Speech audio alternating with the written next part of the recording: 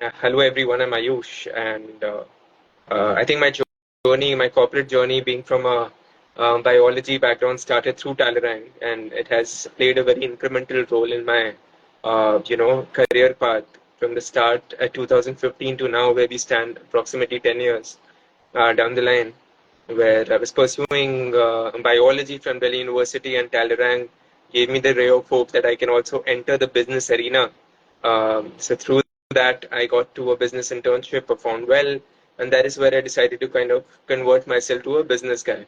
So I worked for 2 years prior to my MBA in consulting, and then I did my MBA from IIM Bangalore, followed by working in 3 years at IDC, at a sales and marketing and strategy person in IDC.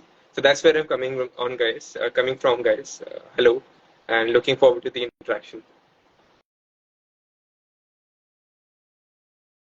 For me, weekend stands for, like I said, going out and playing sports with my office folks, as well as it stands for cooking. So the cooking different things. So that is what makes my day, and that is what on my editorial I can checklist that today something that I did different was this, and every game of cricket is different, and every day of cooking is different. So these are the two things that kind of makes my weekend every week.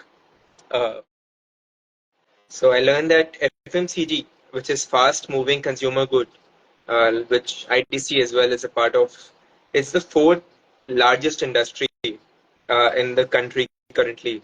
So, and one of the fastest growing in terms of GDP contribution.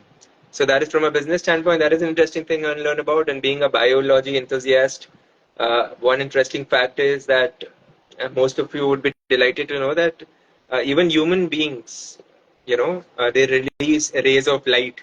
It's a little random, but that's true. It's just invisible and you can't see it from our eyes, but even we emit light. So these are the two interesting facts I came across recently, Ritika. Storytelling would be my superpower if I have to get to it. At the start of the day, you make a checklist. It can be in a form of pen, paper. It can be form of a calendar. I do both, like pen, paper, and then ensuring what activity needs to be completed at what time, till the time it doesn't involve creativity. For creativity tasks, because in marketing that's also involved, you should keep some buffer because it may take less time, it may take more time. So always start with your day with a calendar and ensure what all you need to finish before lunch, after lunch, so that by the end of the day, whatever checklist you have for the day, you're done with it. Advices I've received is, um, there's a thing that I read, and my manager also told me later, is that every day should be incremental, right? It should be 1.01 raised to power 365. And how do you go about ensuring that is, uh, you should know when you're not in your comfort zone, right? So whenever you realize that you're in your comfort zone, you know that is not the day that it's 1.01. So someday that you're pushing yourself, you're doing something extra, you're learning something new, uh, which of course comes through going out to work. It can be professional as well as personal. So 1.01 raised to power 365 teaches you the power of compounding, and ultimately leads to your growth over the time of years that comes along. So that is one of the very interesting advice I've got recently. Sounds very nice, but it's very simple, right? It's just a process-led intervention which improves the overall working and make it more efficient, right? With regards to Salesforce optimization, I think Salesforce is nothing but the entire infrastructure which helps you on ground to deliver the products, right? How FMCG works is you're manufacturing something at the factory, and then the manufactured products goes to the warehouse. The warehouse goes to a distributor. The distributor goes to a wholesaler, and then wholesaler goes to the retailer, and ultimately to the consumer. So in marketing terminology, we call it from retailer to consumer, we call it tertiary sales. To the distributor, we call it secondary sales. So a primary sales is to the from the business to the warehouse. So it's very important for you to kind of add process in every steps to make it better, especially in complex organizations. Was that how the consumer, when the consumer goes to the outlet or any place, be it a quick commerce like Blinkit or Zepto, how does the consumer take the decision of purchasing it, right?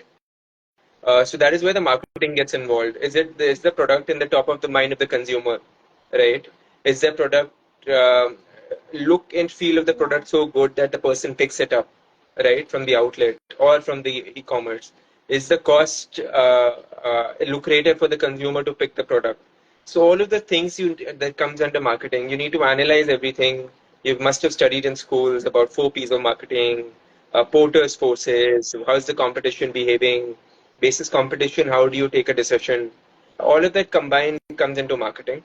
The fancy part of marketing is digital marketing, where you kind of put ads, you put TVCs, television, which is called ATL, above the line marketing, or newspaper, print media marketing.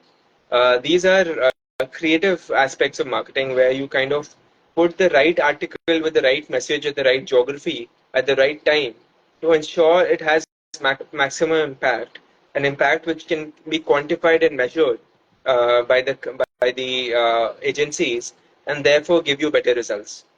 So uh, that is what marketing stands for and how it translates to sales eventually. Earlier, I used to think that does it really help? But after being involved in the process for long, I've realized the geographies we've invested in from a marketing perspective has performed phenomenally better as compared to geographies where we haven't. So, if the consumer optics increases, which is a result of marketing, the overall sales, like both primary and secondary sales, also goes up. So that's the beauty of sales and marketing. Was that how the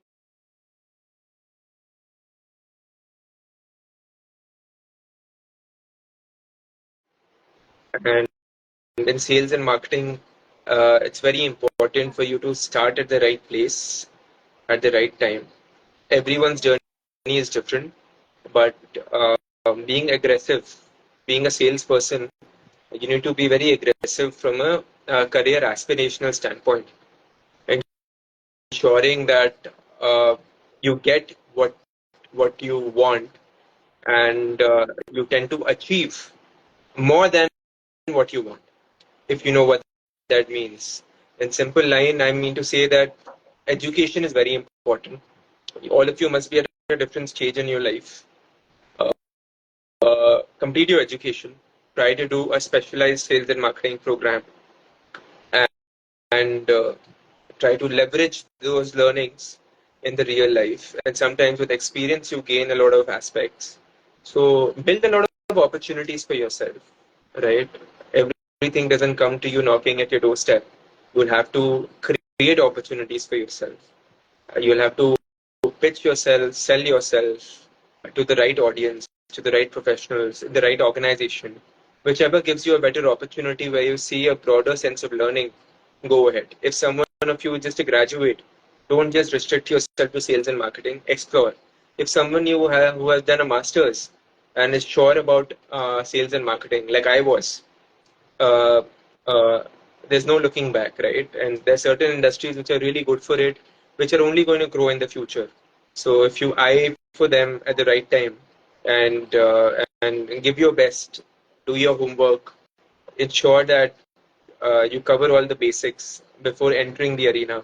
And once you do, I think you're going to fly with flying colors. So that's overall, Ritika, from my end in terms of all the enthusiasts out there who would want sales and marketing.